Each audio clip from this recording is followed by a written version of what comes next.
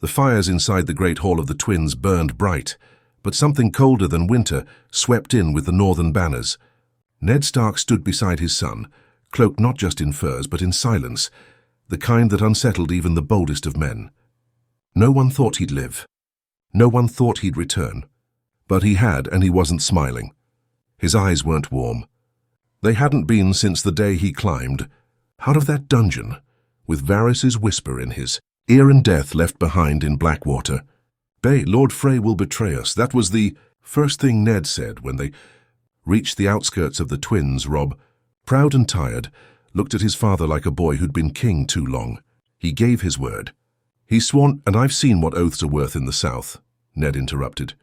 Walder Frey does nothing without gain. Your marriage cost him face.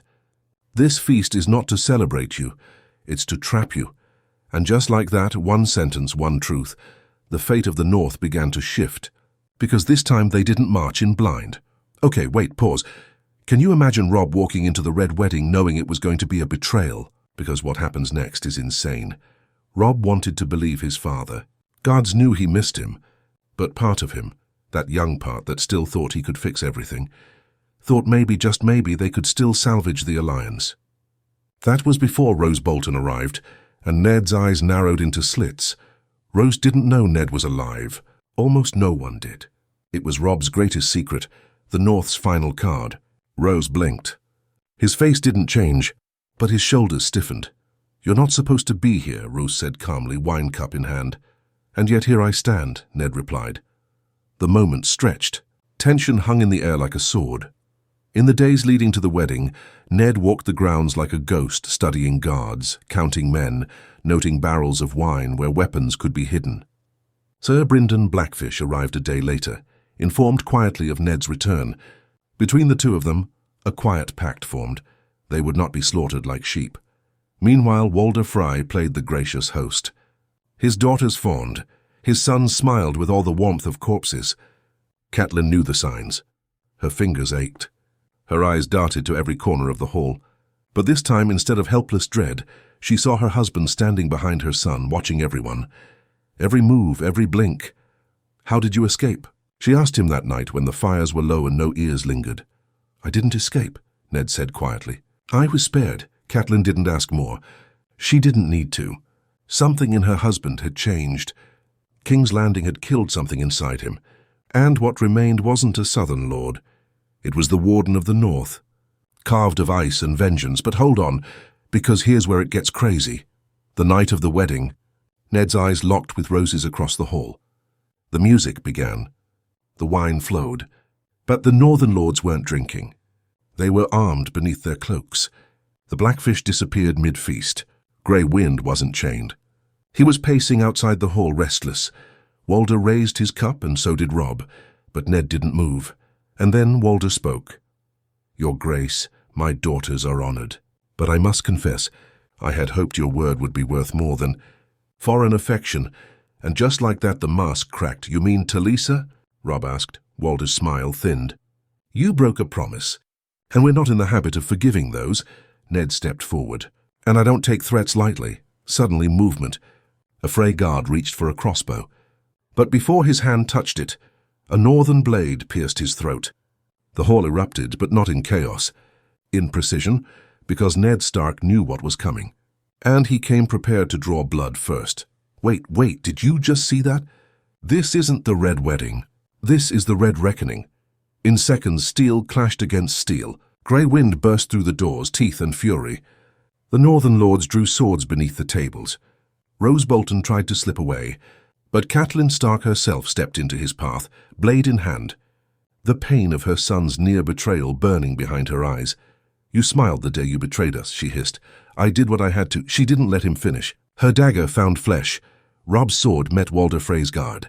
Ned cleaved through men like he had at the Tower of Joy. But he wasn't fast enough to stop the Freys from killing Talisa. Her blood painted the floor before her body hit it. And that broke Robb. For a moment it seemed like the old story would still happen, that loss would crush him, that vengeance would blind him. But then Ned gripped his shoulder. "Not with comfort, with force." "She's gone," Ned said. "But you are not. You are the king in the north. If you fall now, her death means nothing. Those words slapped Rob awake. Then we kill them all, Rob whispered. And they did. Okay, pause again. Imagine sitting there thinking you're about to see Robb Stark die like before, and instead you get the Starks outsmarting every single Frey and Bolton in the hall. That's not a wedding anymore. That's a goddamn northern execution. By dawn, the twins burned. The Freys who lived were taken, not spared. Walder Frey was hung by his own daughters. Rose Bolton bled out on the flagstones. Catelyn didn't cry.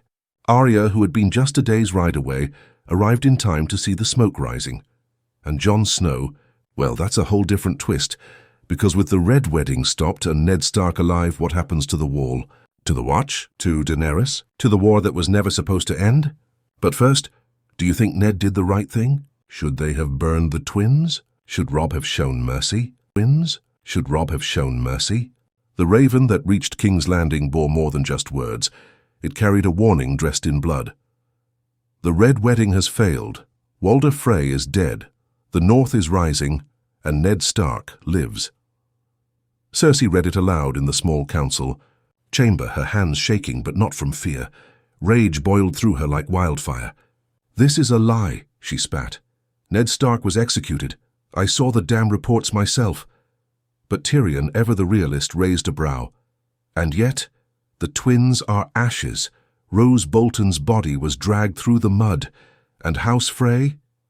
He leaned in. Gone. Every last rat drowned in their own wine. Tywin's face barely moved, but his fingers stopped tapping the table. That was enough to terrify everyone in the room. If Ned Stark lives, Tywin said slowly, then so does the honor we tried to bury.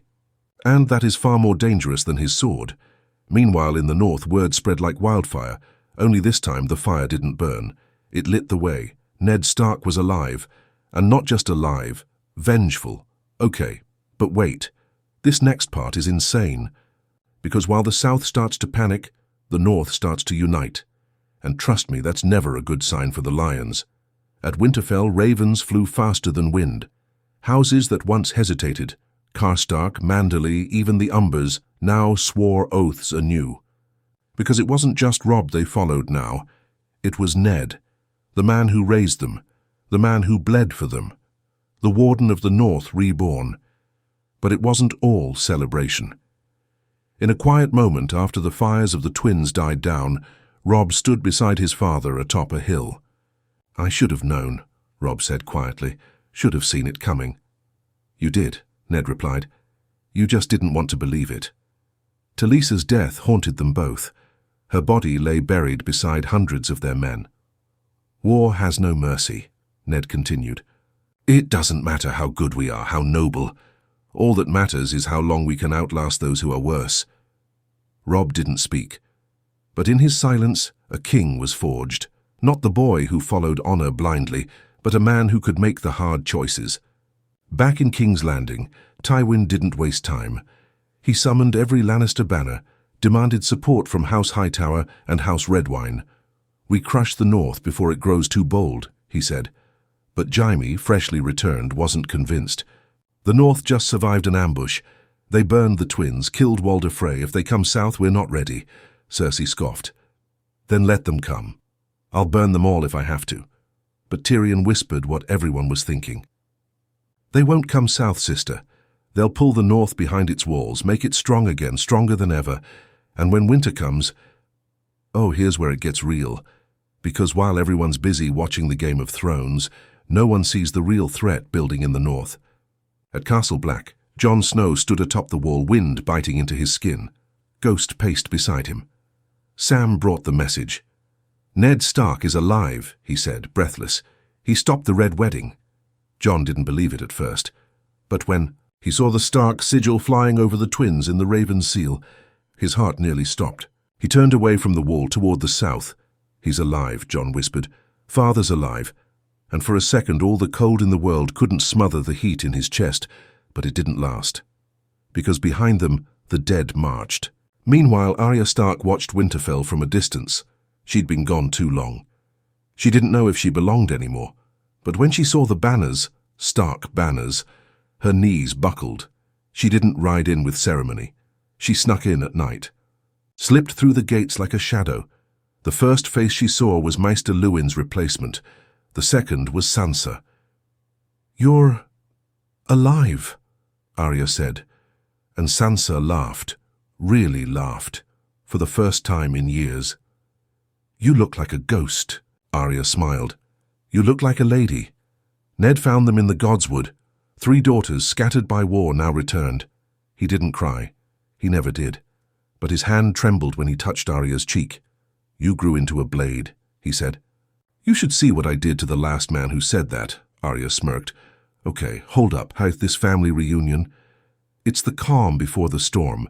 Because if you thought the Red Wedding was bad, imagine what happens when the North is united. The Starks are whole. And vengeance becomes a family business. The real war wasn't over. It was just beginning." At Dragonstone, Daenerys Targaryen stared into the flames. The whispers had reached even her. "Ned Stark lives. The North rises." Ser Jorah stood beside her. "They'll come for the throne eventually. The wolves always do." Daenerys didn't blink. "Then we'll burn them when they arrive." But here's the twist. She isn't the only one watching Westeros now. "Across the narrow sea," Varys whispered to his little birds. "The game resets," he told Illyrio. "And this time the players are different." Littlefinger too played a new game. His plans had relied on chaos, on the war tearing Westeros apart. But with Ned alive, the chaos was collapsing. So he shifted tactics. "Marry Sansa to a southern lord," he said. "One the North can't ignore. If I can't rule the North, I'll rule through it." But Sansa was no pawn, not anymore. She saw his schemes, and she had her own, because she wasn't the same girl who dreamed of golden lions. She was a wolf. And wolves hunt in packs. Smoke curled off the cliffs of Dragonstone as Daenerys Targaryen stepped onto Westerosi soil for the first time. The sea crashed below her, wind whipping silver hair across her face. Drogon circled above, casting massive shadows over the broken fortress. But she wasn't alone. Her Unsullied had taken the beach. Her Dothraki rode in the hills. She was ready for war. What she wasn't ready for was the North, because the Ravens had come. Ned Stark lives. The North stands united. The twins burn. Tyrion stood beside her, rereading the letter from Winterfell. His face, always clever, now carried something more dangerous. Caution. "Ned Stark was thought dead," he muttered. "Executed in King's Landing. For treason." "Then he's a traitor," Daenerys said. "Or a survivor," Tyrion corrected. "And survivors in Westeros tend to be the most dangerous of all." Daenerys turned from the sea and looked inland. "He bent the knee once." "To Robert," Tyrion folded the letter. "But he didn't to Joffrey. And I doubt he'll kneel to you." Here we go. This is the moment it all pivots. Because while Daenerys prepares for peace talks, the North prepares for something else entirely. In Winterfell, the council gathered. Not just the usual lords, but those long considered lost. The Blackfish, Maege Mormont.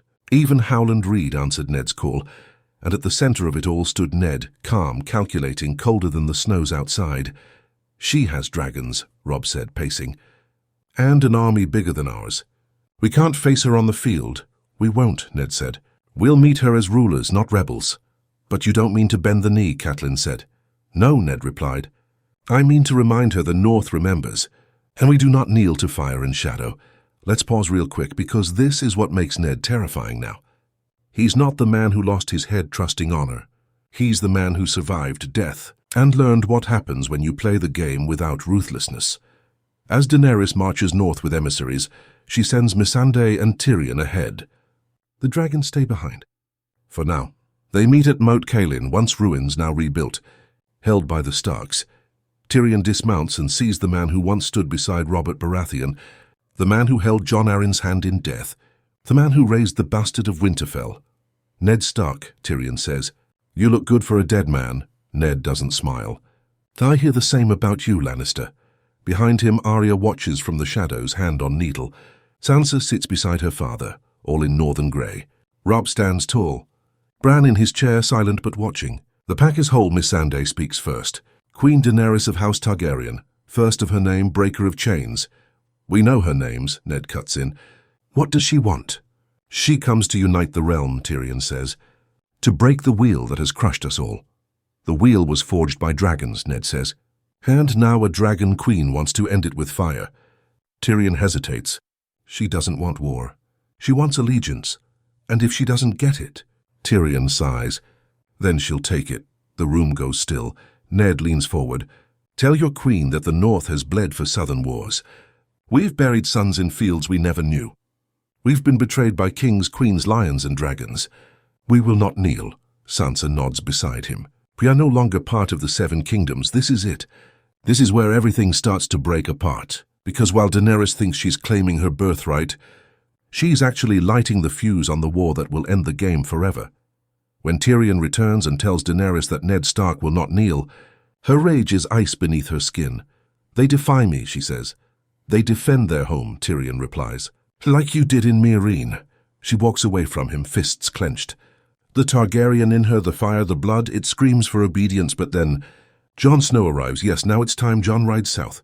He doesn't bring an army. He brings Ghost and Davos and the truth, because there's something bigger than thrones now. The dead are coming. But when he meets Daenerys, it's not at court. It's at the field, outside Dragonstone. Her dragons circle above, and she stands tall in black and red. You're Ned Stark's son, she says. His blood, Jon replies. He refused to kneel. I don't kneel to threats either. And she actually smiles. Just a little. Then why are you here? To warn you. The long night is coming. The White Walkers are real. The Night King is real. And if we don't unite now, none of this will matter. Not your dragons, not your throne. Not the North, she studies him. And I'm supposed to believe the bastard of Winterfell? I'm not a bastard. Wait, what? Did Jon just say that out loud? Yep, because remember, if Ned Stark is alive, the truth about Jon's parents has to come out. And here it comes. Ned reveals it all. Lyanna, Rhaegar, the Tower of Joy. Jon's real name, Aegon Targaryen. Daenerys stares at Jon, now not as a lord, or even a threat, but as competition. Blood of her blood, fire that rivals hers, you have a claim, she says. I don't want it, but others will, she whispers. And now the game is twisted, because this isn't just about thrones or loyalty anymore. It's about legacy, blood, fate. Jon returns to the North with Dragonglass and a new alliance, but it's uneasy, because now the North knows the truth too. Some cheer, some whisper, some wonder if Jon is still theirs. Arya doesn't trust Daenerys. Sansa sees ambition behind her eyes. Robb, he sees the war coming, and Ned, he sees the end of the game. The long night looms. But here's the cliffhanger. Daenerys flies north with her dragons. She lands at Winterfell, and when the people see her, they don't cheer.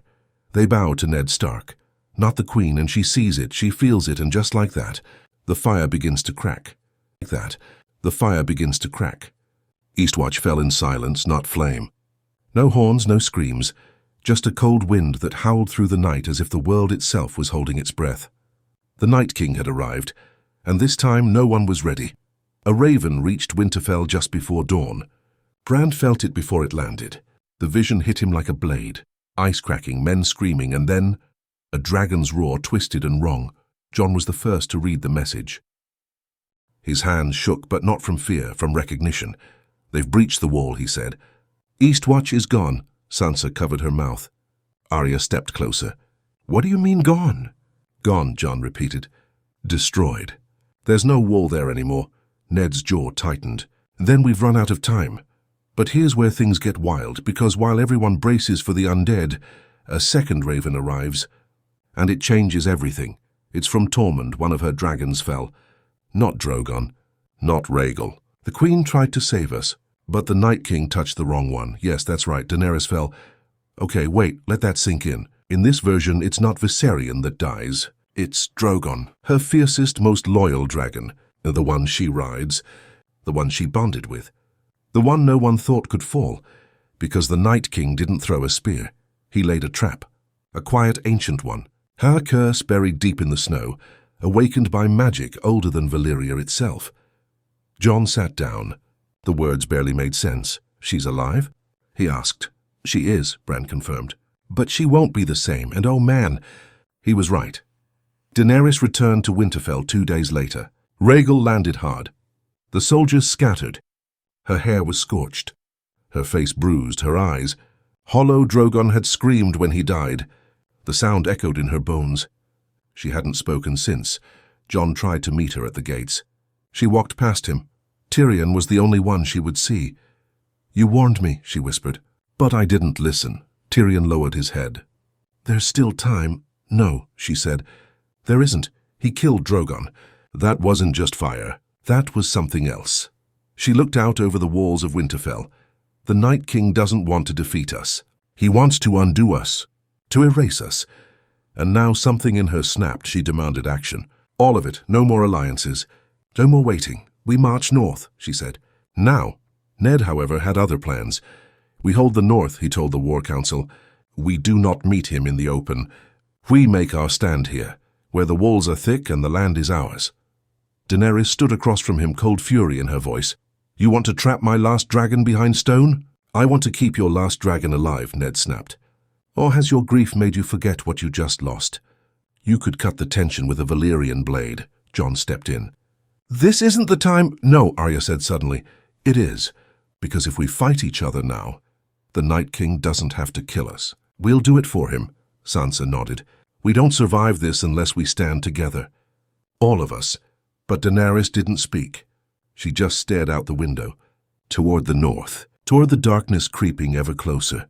Let's pause, because here's where the real cracks start showing. The war with the dead was supposed to unite everyone, but the North doesn't trust fire, and the Queen has lost her heart. And speaking of trust, Bran called a secret meeting with Jon. "You need to know what I saw," he said. "When Drogon died," Jon tensed. "Tell me." Bran's eyes went white. The room went cold. And the vision spilled out in broken whispers. "A sword in the snow. A boy with dragon's blood. The Night King doesn't want to kill you. He wants to reach you. What does that mean?" But Bran didn't answer, because at that exact moment, the dead arrived. East of Winterfell, the first winds turned white. Soldiers on watch froze where they stood, breath stolen from their lungs. The Night King had reached the north, but here's where it twists. Jon rode out to meet him, not to fight, to see. Flanked by Tormund and Davos, he reached the edge of a frozen field. Anne saw him, the Night King, cloaked in black. On Drogon, yes, you read that right. The Night King rides Drogon now, that's the price of fire. The dragon that once burned cities now spreads death across ice. And when their eyes met, Jon didn't see emptiness. He saw understanding, recognition, and then... The Night King smiled. Jon turned back. Fast. "We don't have days. We have hours." Ned was already mobilizing. The Winterfell crypts were being emptied. Supplies moved. Dragon glass forged. Arya stood on the walls, clutching her new weapon. Sansa gathered every bannerman still breathing. And Daenerys? She stood over Drogon's grave, alone, silent, until Tyrion approached. "I know what you're thinking," he said. "You can't," she whispered. "You're going to burn him," Tyrion continued. "You're going to burn the Night King, even if it kills you." She didn't deny it, because now vengeance burned hotter than grief.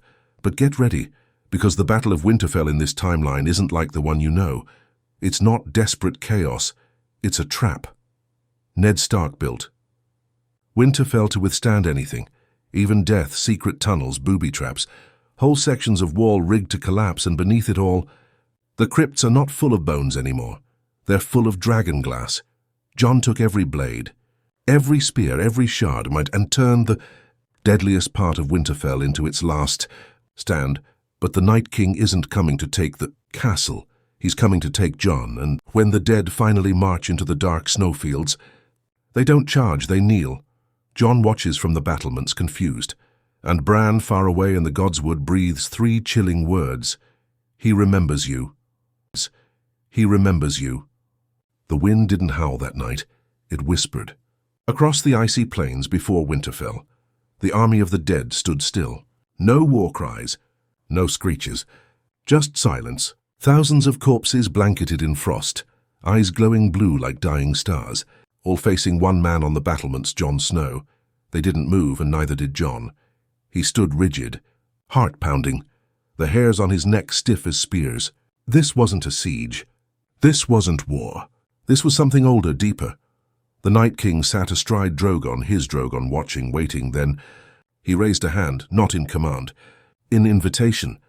Jon's breath hitched. Behind him, Arya's voice cracked through the quiet. "What is he doing?"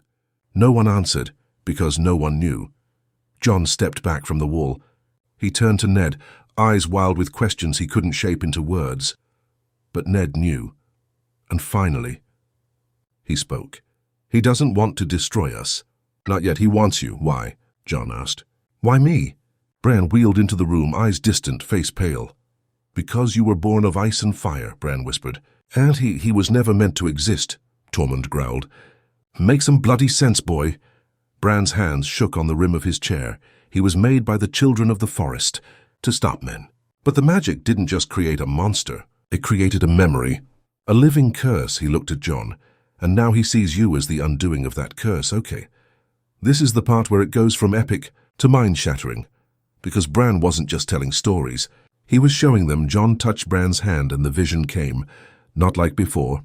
Not in pieces. But all at once. The first long night. The creation of the Night King. The blade of dragonglass plunged into a human chest. The scream that followed, eternal and cursed.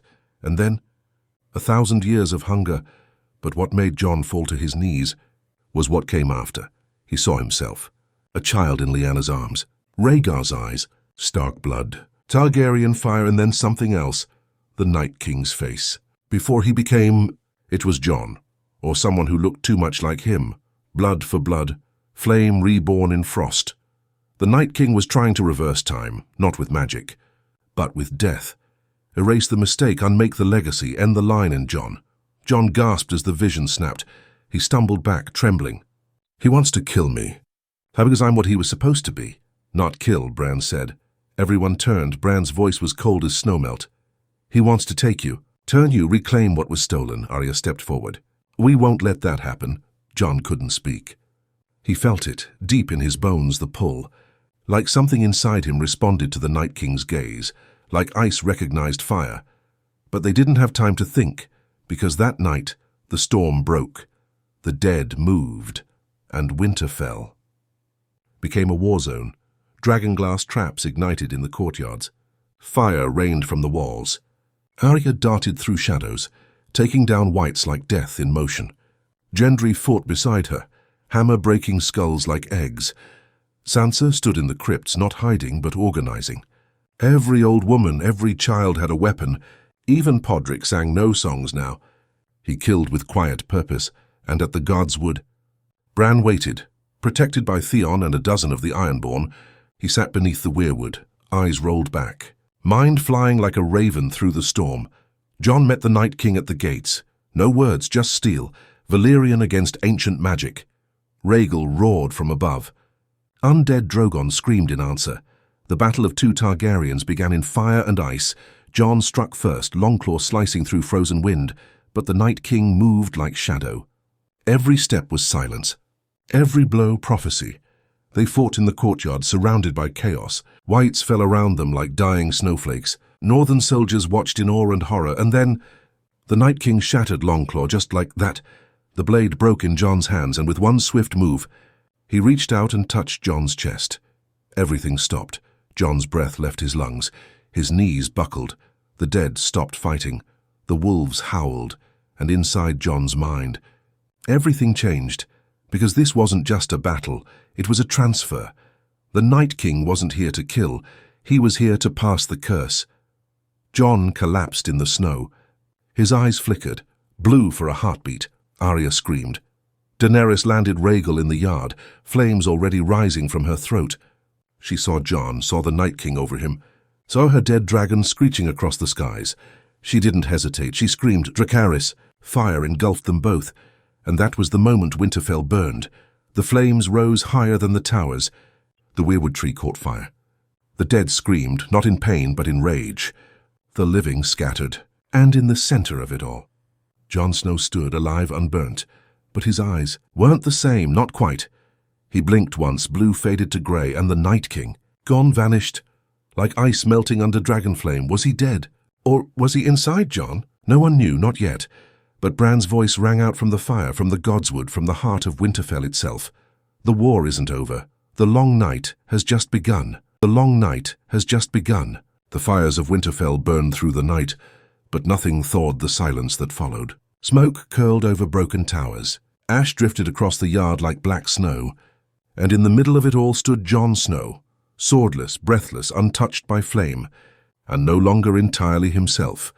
Daenerys watched him from atop Rhaegal, her face frozen in something between awe and terror.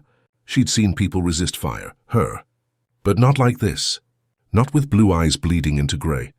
Not with the Night King's mark smouldering on their chest like a scar carved by gods. Arya was the first to move. She ran toward him, blade drawn, needle trembling in her grip. But Sansa grabbed her wrist. "Look at him," she said.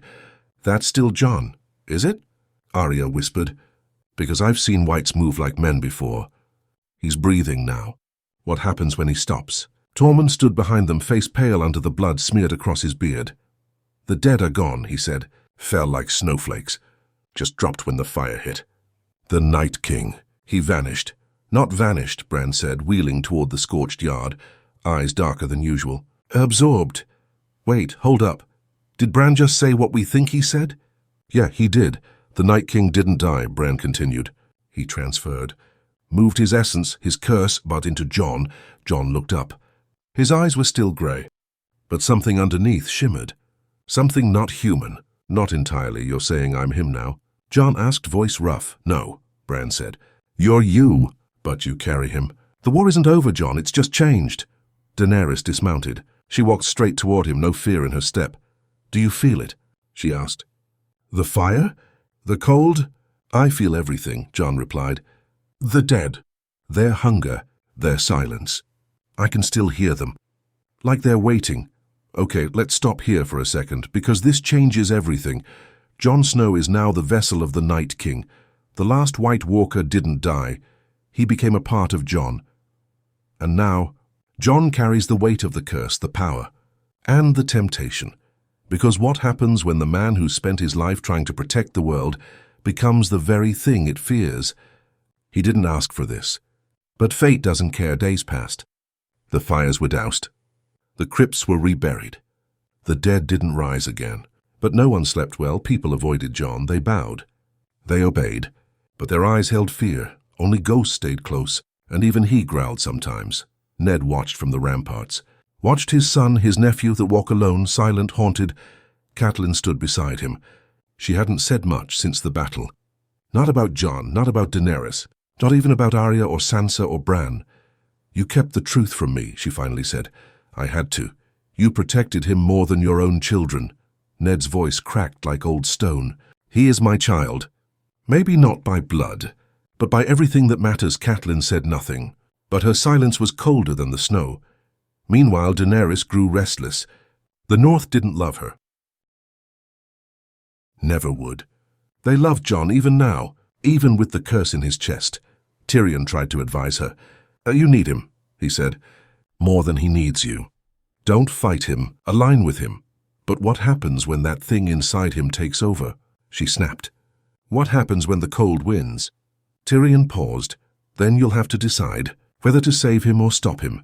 Back in the Godswood, Bran sat before the weirwood tree, eyes rolled back, searching the past and the future. Arya approached. "You've seen what's coming," she said. "Haven't you?" Bran nodded. "He's not the only one the Night King touched." Arya blinked. "What does that mean?" Bran's voice lowered. "There are others, hidden, dormant. The curse wasn't just in one man. It was a legacy. And now that it's awakened again, they will rise, and boom, here comes the twist no one saw coming. Because far beyond the wall, in the ruins of a long-forgotten keep, 3 pairs of blue eyes opened, and they weren't empty. They were intelligent, they were angry, and they were ancient. The Night King was never a single soul. He was a seed, planted across the ages, and Jon Snow was just the first to awaken. The true long night? It's only just beginning. Back in Winterfell, Jon stood before the hearth. He stared at the flames like they held all the answers he needed. Daenerys entered, quiet. "You haven't spoken to me," she said. "There's too much I don't understand." "You still feel like you?" Jon looked up. "Some days. And the others?" He turned away. "I feel like I'm freezing from the inside out." They stood in silence. Then Daenerys whispered, "If the time comes, and you lose yourself, I want you to stop me." Jon didn't say it gently. He said it like a command. Daenerys stepped forward, tears in her eyes. "I don't want to lose you." "You won't," he said. but you might have to kill me." And then, in one of the quietest, most heartbreaking scenes yet, Daenerys kissed him, not out of love, out of farewell, but here's where it gets worse. Bran's final vision revealed the truth. The ancient walkers are waking across the world, not just in the north, in the Vale, in the mountains of the moon. In the Dothraki Sea, the White Walkers were not a mistake, they were a test, and Jon is the key to stopping it, or unleashing it, because the only thing worse than a Night King is a man with fire and ice inside him, who no longer knows the difference. This is where it ends, or begins again. You choose. Again, you choose.